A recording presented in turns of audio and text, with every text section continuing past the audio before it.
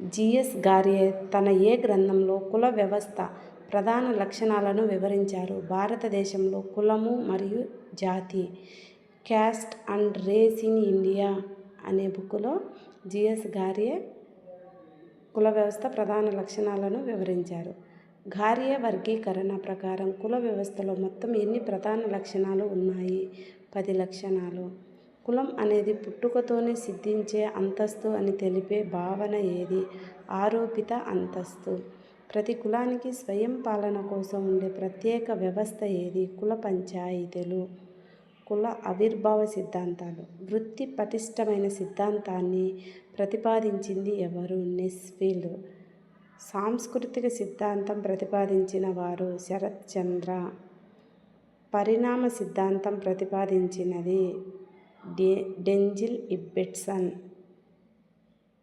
సామాజిక అసమానత, పరాయీకరణ.